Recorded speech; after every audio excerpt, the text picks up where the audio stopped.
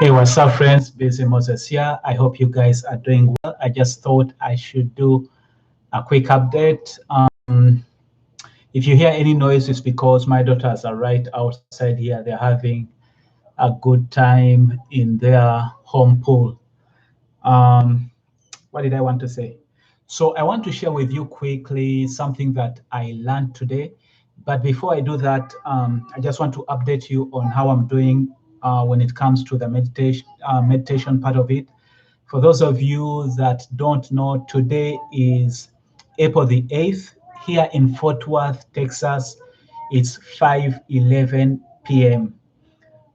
So we are still meditating on Psalms 91, and the idea is for us to meditate on Psalms 91 for 50 times. Like we read that Psalms over and over again for 50 times.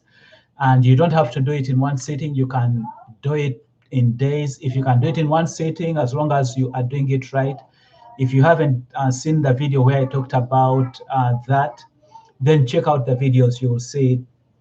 But it can take you days, it can take you weeks. We are starting off with Psalms, a few chapters of Psalms, and then we are going to start books, just going for the books. So this gives you an idea of how kind of challenging it is, because right now I've been doing this for what? Is this the third day? And I just passed my half point. So right now I'm at 27 times out of 50, which means I have reread this for the Psalms 91 for 27 times. And again, this is to help us store the Word of God in our hearts, so that when the Holy Spirit can use it, He can be able to use it to bring out revelation and to help us walk in it. So that's where I am today at 5:13, April the 8th, 2020. I'm at 27 out of 50. So now to what I've learned that I wanted to share with you. And the reason why I want to share it with you, probably it's been weeks, a few weeks ago, I was talking to someone, this is a coworker, and they were sharing with me that the wife, their spouse, was filing for divorce. And I felt very bad. Now, I don't know this person. I haven't known them for a long time. I really don't know them that much. But from my interacting with them for that short period of time I've been interacting with him, he seems to be a fine gentleman. Um, Looks like he loves his wife, he loves his children, but the wife is asking for a divorce. And that is something that you hear very often. And sometimes when it comes, one of the spouse may be taken abruptly by surprise. They may not know why. And talking to this gentleman, it felt like he had already given up. He was like, you know what? Much as I love her, I love my children, there's nothing I can do about it. He had given up. So I don't know if he had taken some steps or what he had done to fight for his marriage or not. But I felt really, really bad. And I told him not to give up, to try hard. But from the way things looked like, it looked like he had already uh, surrendered and just given up. Um, and that's, I think, a story that you will hear in many places. And today I've been listening to, what's his name? I think is he Gary Smiley or something like that? I forget the name, but anyway, I've been listening to him on YouTube, and he's been sharing. I think he has a series, but I've only so far listened to the first series, and he has been sharing about one of the keys. So far, what I've listened to is what I'm sharing with you. He has been sharing that one of the keys to a successful relationship, whether it's marriage or it's parenting, is honor. Honor. And he was talking about how he was giving an example of their marriage, how, like they had got to a point early in life when the wife was even crying, and it felt like he didn't know why the wife was crying. But when he sat down to talk to the wife at first was like, it doesn't even make sense me talking to you. I'm sorry if you hear a lot of noise. But he was saying that the wife was like, you know what? It doesn't even make sense me talking to you, because it's like you don't even care about what I tell you. Like it was like as if she was telling him over and over the same things, but he just didn't care about it. And so it felt like he put his work, or he put television, or he put other people, or he put like his things, like I think he talked about hunting, like he put certain things above his wife. At least that's what it looked like to the wife, even though that's not what it looked like to him. And so he was saying he realized at that moment that he did not honor his wife. And so he promised the wife, he didn't know how he was going to do it, but he promised the wife and told her, you know what, from this day forward, I'm going to put you above every other thing. And he said that is like you honoring your spouse. And he said, it's not just even about you and your spouse, but even your children, just giving them that place where they feel like they are the most important people above everything else. So we need to learn how to honor our spouses and make them feel like they are the first, they are the priority. Other than God, they should be the first. Like you don't put your work first, you don't put your I forget the word I'm trying to look for.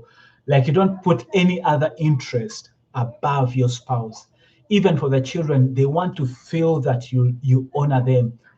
And so he was saying, like, for example, one of the things we can do is all of a sudden when you see your wife, you just be like, oh my God. And then you compliment them, maybe like you tell them they are the most beautiful spouses, or you tell them you love them so much. I mean, give them that kind of feeling where they feel like they are the most important people. Even your children, you just go to them and say, oh my God, I don't believe you are my daughter. And when he said that, actually, I tried it out on my daughters. Like I had my headphone on, so they didn't know what I was hearing, what I was listening to, because they were also busy on the computer doing their work. So all of a sudden, I just decided to try it out immediately. So I was like, and they all looked at me wondering what was wrong with Daddy. And I'm like, look at my beautiful daughters. I love you. And they were all like smiles, and the older one was trying to shy away, and I was telling them how much I love them. And you could tell that they felt this kind of like, yes, we are loved. And so he was saying that is how we should treat our spouses, and that's how we should even treat our children. And of course, he was talking about also the differences between the women and men, how we the men use the left part of the brain and the women use the right part of the brain. The left part of the brain is more about logic. We think in terms of, like, we want things to make sense. They are more logical. But for the women acting on the right side of the brain, is more like emotional, and they are more relational people than women are. So just learning the difference, and this goes, by the way, both ways. Even for the females, they've got to learn how the males work. For example, he was saying that we as men do not have that ability to, like, to focus on different things all at the same time.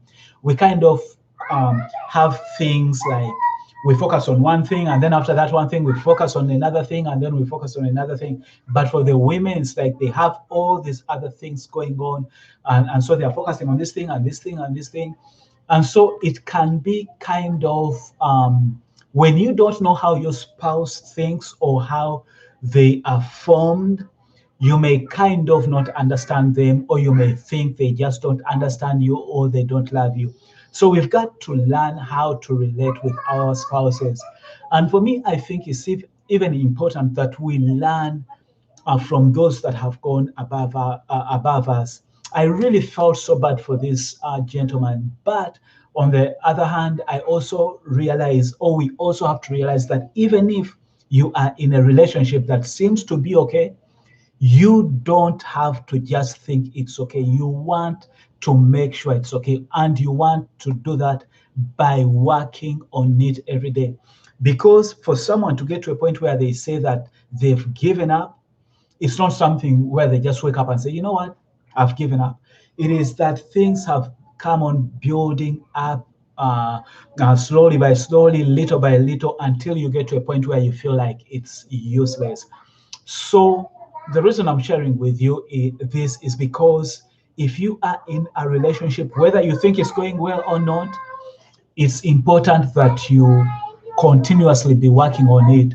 And he gave us some questions that I wrote down because I want to ask my wife about them. And he said that usually on a scale of 1 to 10, if you are to ask husbands how the relationship is going, usually we don't do well. Most of the times we think, oh, the relationship is doing good, but yet it may not be as good as we think. So he said that he said that women have a natural desire to want a great relationship, and they also have a natural ability to recognize a great relationship. So, based on that, it's good to ask them 3 questions. So, if you are a man, it's good to ask this your spouse. Number one, what on a scale of 1 to 0, what kind of marriage do we want? And I think you want to make sure that you tell them. At least for me, that's what I'm planning to do with my wife. I want to tell her that, you know what, I don't want her to try and make me feel good. I want her to be candid with me, to be truthful with me. I don't want to just feel good, her to make me feel good, or to try and cover up something. But here are the 3 questions. Number one, what kind of marriage do we want? So, of course, I don't think there's anyone that will say that on a scale of 1 to 0, they want a 7 or a 6 or a 4. Everyone should want a 10. So, it's kind of a dark question, but it's good to ask it. Number two, you want to ask, where do we currently rank on a scale of 1 to 10? We want our marriage to be as close as possible to 10, but where do we currently rank? So you want to hear what number she says. And then you want to ask the third question, what would it take to make it a 10? Those are the 3 questions you want to ask. And when you ask them, you want to really listen and figure out how you can start working towards that relationship. So that is something that I've learned today. That is something I want to put into practice. I want to learn how to honor my wife. One of the things that I read is the book by, I wonder, let me see. Yeah, this is it right here. The 5 Love Languages. This is a book by Gary Chapman. So this book, The 5 Love Languages, is really a good book. Every now and then, I love reading it. This one looks like we've I've never even opened this particular one because this was given to us as a wedding gift. But I have one on my tablet, so I read it on the tablet. I even listen. I think I have it in audio form. I also listen to it every now and then. I want to go back because it's amazing when you listen to it or when you read it. You are like, oh my God, I'm not doing these things. And then you start doing them, and then somewhere along the way, you kind of stop doing them. So it's something for us to keep on reminding ourselves and keep on relearning and relearning so that we can be able to put those things that we learn into practice. So that's why I wanted to share this with you, so that for those of you that are in marriage, or even if you're not in a marriage, you want to take whatever relationship you have to the next level. You want to learn how to honor your spouse or your friend or even your parent or your children. just honoring, where like you want those people to always be reminded that they are the most important people that are in your life. That is something that I learned today. I hope it blesses you. So until next time, stay blessed and stay safe. Bye bye.